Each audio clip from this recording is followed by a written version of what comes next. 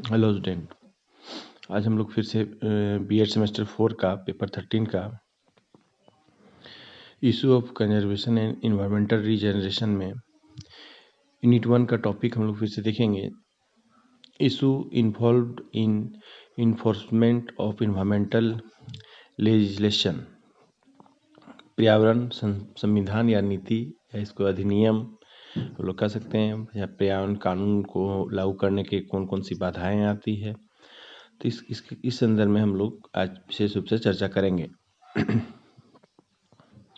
आगे हम लोग देखते हैं पर्यावरण संविधान नीति या अधिनियम। पर्यावरण संरक्षण नीति अधिनियम जो इसमें जो बहुत विभिन्न तरह के जो नीति या अधिनियम या कानून एक्ट बनाए गए हैं उसमें हम लोग विशेष रूप से चर्चा करेंगे। तो सबसे पहले हम लोग देखते हैं पर्यावरण संरक्षण के लिए जो अधिनियम हैं। तो पर्यावरण संरक्षण अधिनियम इन्वायरमेंटल प्रोटेक्शन एक्ट 1906 में इसमें क्या बात कही है पर्यावरण संरक्षण से संबंधित जो सरकारों के द्वारा अधिनियम बनाए गए हैं। तो पर्यावरण संरक्षण अधिनियम 1986 में इसे 11/1986 से लागू किया गया था, जिसमें विभिन्न तरह के प्रावधान को विकसित किए गए थे।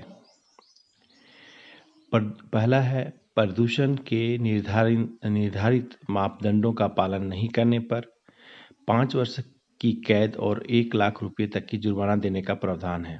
पहला पॉइंट, प्रदूषण संरक्षण अधिनियम के अंतर्गत प्रदूषण के निर्धारित मापदंडों का पालन नहीं करने पर 5 वर्षों की कैद और 1 लाख रुपये तक का जुर्माना देने का प्रावधान है। इसी में से दूसरा पॉइंट है प्रदूषण से संबंधित व्यक्ति या संस्थान के विरुद्ध सरकार या कोई भी व्यक्ति 2 माह का नोटिस देकर जनहित में मुकदमा कर सकता है।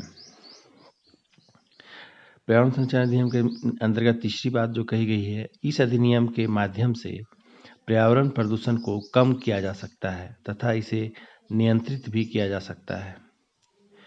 चौथी है, इस अधिनियम के अंतर्गत केंद्र सरकार को ये अधिकार प्रदान किया गया है कि वो पर्यावरण संरक्षण से संबंधित समस्त पहलुओं जैसे खतरनाक पदार्थ के उपयोग के लिए नियम निर्धारित करना, पर्यावरण संबंधी दुर्घटनाओं को रोकना, अनुसंधान प्रदूषणकारी इकाइयों का निरीक्षण करना, प्रयोगशालाएं बनाना, प्रदूषण के विषय में जानकारी देना इत्यादि सम्मिलित हैं।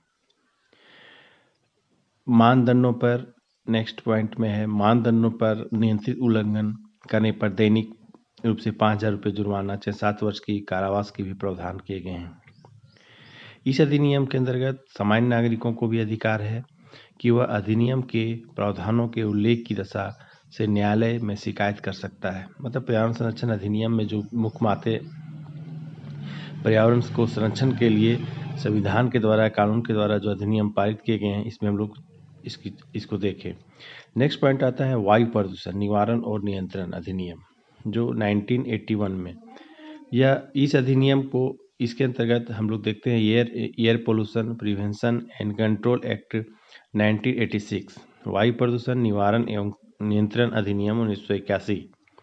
इस अधिनियम को 19/3/1981 को संसद द्वारा पारित किया गया तथा 14/5/1981 से लागू किया गया। इसे 1987 में संशोधित भी किया गया था। इस अधिनियम की निम्नलिखित विशेषताएं हैं। वायु प्रदूषण, इसमें कौन कौन सी बातों का ध्यान रखा गया है, ऐसे क्या लक्ष्य प्रावधान इसमें किए गए थे पर्यावरण संरक्षण से संबंधित, इस बात पर हम लोग चर्चा करते हैं। तो पहला इसका जो विशेषता है, इसका उद्देश्य है वायु प्रदूषण के नियंत्रण एवं निवारण के लिए उपबंध बनाना। दूसरा है वायु प्रदूषण की रोकथाम के लिए केंद्रीय और राज्य बोर्डों की स्थापना करना। तीसरा, यह पूरे देश पर प्रभावी है। चौथा पॉइंट है इसमें, इस अधिनियम के अधिकार के अंतर्गत प्रदूषणकर्ता को मजिस्ट्रेट और बोर्ड निर्देश जारी कर सकता है। अनुपालन नहीं करने की स्थिति में उद्योग को बंद कराया जा सकेगा और विद्युत एवं जल का कनेक्शन काटा जाएगा। किसी भी औद्योगिक इकाई पर कोई व्यक्ति सीधे मुकदमा नहीं दर्ज कर सकेगा। इस अधिनियम में यह प्रावधान भी है कि कोई भी राज्य बोर्ड के पूर्व अनुमति के बिना वायु प्रदूषण नियंत्रण क्षेत्र में ऐसी कोई भी औद्योगिक इकाइयां नहीं शुरू कर सकता है जिसका वायु प्रदूषण संबंधी अनुसूची में उल्लेख हो। तो इस तरह हम लोग वायु प्रदूषण अधिनियम में जो विशेष बातें हैं उसको हम लोग देखें। नेक्स्ट पॉइंट आता है इसमें जल प्रदूषण निवारण नियंत्रण अधिनियम, water prevention and control act 1974। इसमें जो इसकी मुख्य विशेषता उद्देश्य है इस पर हम लोग चर्चा करते हैं। यह अधिनियम 1974 में 23 मार्च को लागू किया गया था। 1978 एवं 1988 में इसे संशोधित भी किया गया था। इस अधिनियम के मुख्य उद्देश्य थे या मुख्य विशेषता इस प्रकार है: जल प्रदूषण का निवारण एवं नियंत्रण करना। नेक्स्ट, इसके कार्यक्षेत्र के अंतर्गत झरने, नदियां, तालाब, भूमिगत जल स्रोत, समुद्र, ज्वार भाटा इत्यादि को भी शामिल किया गया। जल प्रदूषण को नियंत्रित करने तथा रोकने के लिए जल प्रदूषण बोर्ड बनाने का कार्य करना। जल को प्रदूषित करने वाले को दंडित करना। इस अधिनियम में विषैले, हानिकारक और प्रदूषण फैलाने वाले कचरों को नदियों एवं कुओं में फेंकने पर रोक लगाने का प्रावधान है। 1988 में संशोधन कर जनहित याचिका को दायर करने संबंधी उपबंधों को भी व्यवस्था की गई। तो हम लोग जल प्रदूषण में जो इसके मुख्य उद्देश्य है इसको हम लोग देखें। नेक्स्ट हम लोग का जो 4th नंबर है वन्य जीव संरक्षण अधिनियम, वाइल्ड लाइफ प्रोटेक्शन एक्ट 1972 1972। हम लोग इसकी विशेषता और उद्देश्य को देखते हैं। इस अधिनियम को 9 दिसंबर 1972 को लागू किया गया। इसके द्वारा वन्य जीव संरक्षण को राज्य सूची से हटाकर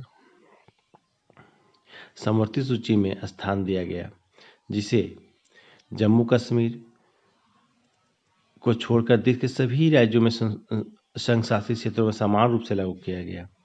इस अधिनियम को 1982, 1986 में 1982 एंड 1986 में संशोधित किया गया, जिनके निम्न कुछ विशेषताएं इसकी हम लोग इस अधिनियम वन्य जीव संरक्षण अधिनियम की जो विशेषताएं हैं, जो उद्देश्य है, जो इसमें प्रावधान किए गए हैं उस पर हम लोग चर्चा करते हैं। तो वन्य जीव संरक्षण अधिनियम के अंतर्गत इसका उद्देश्य, पहला उद्देश्य है वन्य जीवों के संरक्षण एवं प्रबंधन की व्यवस्था। दूसरा है पशुओं के चमड़ों से निर्मित वस्तुओं को व्यापार का प्रतिबंध करना। तीसरा है राष्ट्रीय पार्क एवं अभयारण्य में रहने वाले समस्त पशुओं का टीकाकरण करना। चौथा है अभयारण्यों में आग लगाना, शास्त्रों के साथ अभयारण्य के प्रवेश, विस्फोटक रसायन को अभयारण्य में ले जाने पर पूरी तरह प्रतिबंधित करना। राष्ट्रीय पार्कों एवं अभयारण्य के लिए आधारभूत सुविधा उपलब्ध कराना। वन्य जीवों के शिकार पर रोक लगाना।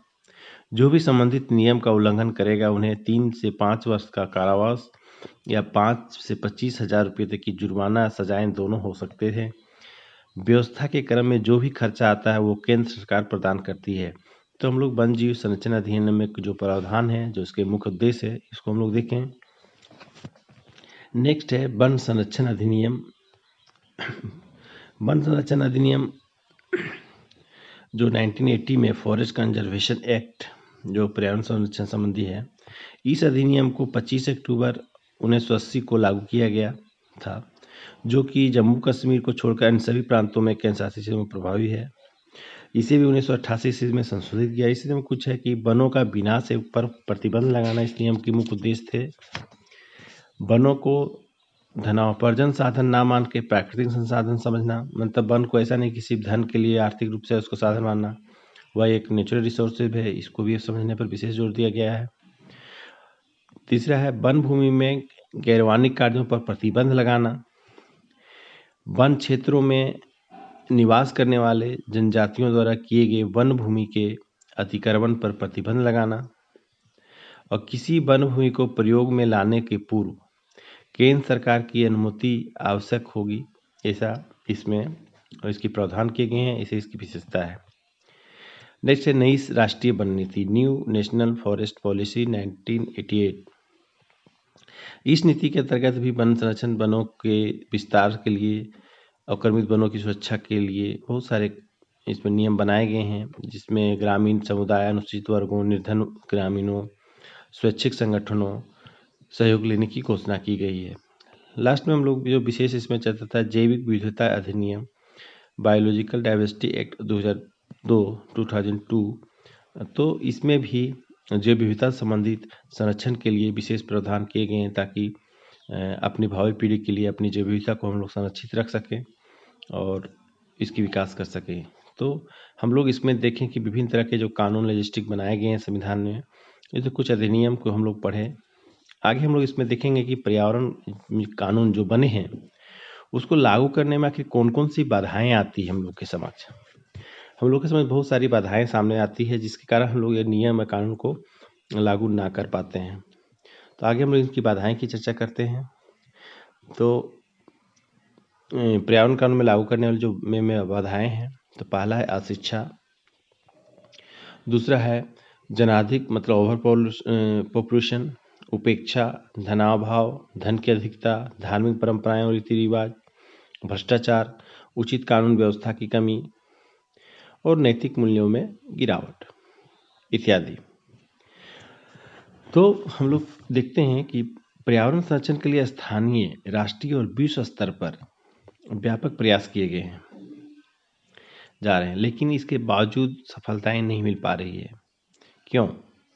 क्योंकि कुछ ऐसी बाधाएं हैं जिसकी वजह से हम नियमों में सफलता नहीं, जो हम लोग बाधाएं इसमें सामने अब दिख रहा है। तो पहला पॉइंट इसमें हम लोग अशिक्षा को बताए हैं। पर्यावरण की सुरक्षा और संरक्षण के लिए बने कानूनों को लागू करने के लिए सबसे बड़ी बाधा है हमारे देश की अधिकतम जनसंख्या का अशिक्षित होना। हमारे देश ही नहीं, अन्य देशों को भी यही समस्या, जहाँ साक्षरता दर कम है, निरक्षर लोग ना तो पर्यावरण की महत्ता को समझते हैं, ना ही कानून की उपयोगिता को समझ पाते हैं। फलतः नियम तो बन जाते हैं किंतु उनका उचित तरीके से पालन नहीं कराया जा सकता है। तो आप इससे स्पष्ट आप देख सकते हैं कि अगर अशिक्षित लोग पर्यावरण के नियमों को ना जान पाते हैं, ना उसकी महत्व को समझ पाते हैं, ना उसकी आवश्यकता को समझ पाते हैं, तो यह नियम को लागू करने में कहीं ना कहीं कठिनाई, बाधाएं उत्पन्न होती है, जो बाधाएं देती है। नेक्स्ट पॉइंट इसमें है जनाधिक, ओवर पॉल्यूशन। तो बढ़ती हुई जनसंख्या के कारण नियमों तथा कानूनों को लागू करना आसान नहीं होता।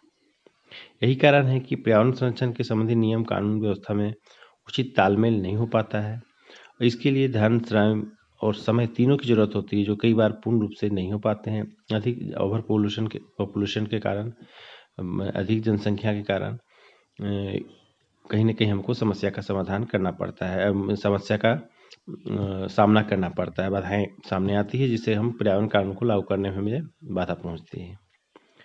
नेक्स्ट पॉइंट है उपेक्षा, इग्नोरेंस। तो कई बार पढ़े लिखे लोग भी सब कुछ जानते हुए कानून को उपेक्षा करते हैं, चाहे वजह कुछ भी हो, आर्थिक स्थिति से, सामाजिक स्थिति कारण, व्यक्तिगत स्थिति कारण, मतलब वो पढ़े लिखे भी इग्नोर करते हैं, पर्यावरण की सुरक्षा पर उतना ध्यान नहीं देते हैं। तो यह भी एक बाधा का बिंदु के अंतर्गत आता है। नेक्स्ट पॉइंट इसमें 4 नंबर है धनाभाव, मतलब धन की कमी। कई बार लोग क्या होता है, वो लोग उद्योगों की स्थापना कर तो लेते हैं, इंडस्ट्री बना तो लेते हैं, लेकिन धन के अभाव के कारण औद्योगिक अवशिष्टों का जो पुनः चक्रण नहीं कर पाते, उनकी पुनः चक्रण की व्यवस्था नहीं कर पाते हैं, सिर्फ अपना उसका कानून का पालन नहीं कर पाते हैं।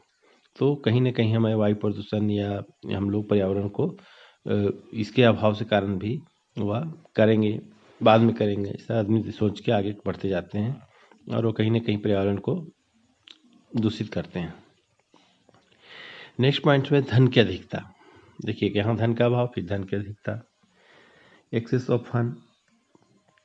धन की अधिकता भी कानून को लागू करने के मार्ग पर बाधक बनती है। बड़े बड़े उद्योगपति, अफसरशाह, स्मगलर लोग वन जीवों से निर्मित पदार्थों का उपयोग और उपभोग करते हैं, वनों की लकड़ियां और उत्पादों का आवश्यकता से अधिक उपयोग और संग्रह करते हैं, अपनी अमीरी का प्रदर्शन करने के लिए निर्दयपूर्वक प्राकृतिक संसाधनों का दोहन करते हैं। मतलब अमीर लोग जो होते हैं, अफसरशाह लोग होते हैं, पर्यावरण का हम जो उपयोग करते हैं, उपभोग करते हैं, तो पैसा के गुमान में हमारे पर्यावरण को कहीं ना कहीं क्षति पहुंचाते हैं और अपने अमीरी को बहुत सारे लोग देखिएगा घरों में वन्य जीव का छाल, जैसे हिरण का छाल हो गया, शेर का छाल हो गया, अपने घरों में दीवारों में कसवा कर रखते हैं। तो अपनी अमीरी का प्रदर्शन में, प्रेजेंटेशन में हम पर्यावरण को बर्बाद कर देते हैं। नेक्स्ट पॉइंट आता है इसमें धार्मिक परंपराएं और रीति रिवाज। Religious tradition and custom. विभिन्न प्रकार के धार्मिक रीति रिवाज के तहत लोग देवी देवताओं की मूर्तियां, पूजन सामग्री, अन्य वस्तुओं को नदी तथा जलाशयों में प्रवाहित करते हैं। और आप लोग को अभी हर जगह देखने को मिलेगा कि गणेश पूजा है, सरस्वती पूजा है, तो दुर्गा पूजा है, तो वो लोग मूर्तियां हैं तो वो क्या होता है नदियों में या तालाबों में उसको प्रवाहित करते हैं, जिससे वहाँ जल का प्रदूषण बढ़ता है। शादी विवाह हो या दिवाली दशहरा के अवसर पर पटाखों का उपयोग करते हैं, जिससे भी पर्यावरण प्रदूषित होती है। धार्मिक मान्यता के कारण कानून को सख्ती में लागू करना संभव नहीं हो पाता है। कुछ धार्मिक मान्यता है, जैसे झारखंड में भी देखिएगा बहुत ऐसे पर्व होते हैं जो पेड़ों या वनस्पतियों पर आधारित होता है, तो उसमें बहुत सारे पेड़ की कटिंग, पेड़ों की बर्बादी होती है, ये सब देखने को मिलती है। कुछ धार्मिक मान्यता के कारण क्या है, कानून को लागू करने में कहीं न कहीं सरकार अक्षम होती है, असमर्थ होती है। भ्रष्टाचार, करप्शन, ये बहुत ही अहम मुद्दा है। पर्यावरण कानून को लागू करने के लिए मार्ग पर भ्रष्टाचार एक बहुत बड़ा बाधक तत्व है।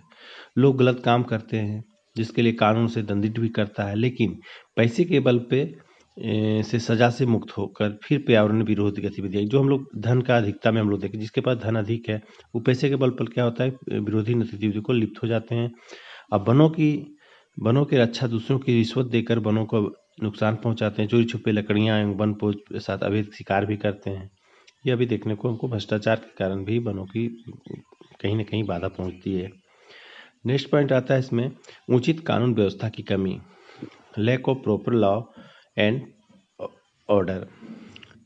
तो वनों के नुकसान पहुंचाने और वनों से प्राप्त सामानों को बेचने या जल स्रोतों को गंदा करने एवं वन्य जीव को हानि पहुंचाने पर रोकने के लिए उचित कानून व्यवस्था का अभाव भी एक बाधा है, जिसके कारण लोगों को मनोबल बढ़ता है और वो पर्यावरण को नुकसान पहुंचाते हैं। मतलब उचित कानून व्यवस्था, प्रॉपर लॉ और ऑर्डर नहीं होने के कारण भी लोग जलों को, वायु को और तरह तरह के पर्यावरण के दूषित करते हैं, जो इसकी कमी का बाधा पहुंचती है। नैतिक मूल्यों में गिरावट, मोरल वैल्यू, अपना एक नैतिक मूल्य भी होता है। दौड़ती भागती इस भौतिकवादी संस्कृति में, आज की दुनिया में, आज के वर्तमान युग में हमारी भारतीय संस्कृति कहीं खो सी गई। आज दैनिक मूल्यों में गिरावट की वजह से पर्यावरण संरक्षण के लिए बनाए गए कानून को लागू करना आसान कार्य नहीं रह गया है। न सिर्फ हमारे प्राकृतिक पर्यावरण को नुकसान हुआ है, बल्कि सभी प्रकार के पर्यावरणीय मूल्यों को अवमूल्यन हो रहा है, मतलब उसकी कमी हो रही है। आज हर तरफ अफरा तफरी मची हुई है। न सिर्फ जल, वायु, मृदा प्रदूषण में भी बढ़ोतरी हो रही है, बल्कि नैतिक प्रदूषण की वजह से रिश्वतखोरी, जब हम लोग को मोरल वैल्यू के रिश्वतखोरी, जो भ्रष्टाचार की बात हम लोग किए, लूटपाट, चोरी, हत्या, बलात्कार जैसी घटनाएं भी कानून की धज्जियां उड़ा रही है। आज इंसान को इंसान पर विश्वास नहीं है, सभी हैवान बन चुके हैं, जिसे सिर्फ और सिर्फ अपनी हवस की पूर्ति करनी है। बच्चे, बूढ़े और जवान सभी महिलाओं के लिए हिंसक हो चुके हैं। कानून बनाने वाले, उन्हें लागू करने वाले सभी बिक चुके हैं। जीवन के हर क्षेत्र में नैतिक मूल्यों का गिरावट आई है, चाहे वह शिक्षा का क्षेत्र हो, सामाजिक सांस्कृतिक का क्षेत्र हो, आर्थिक का कोई अन्य क्षेत्र हो।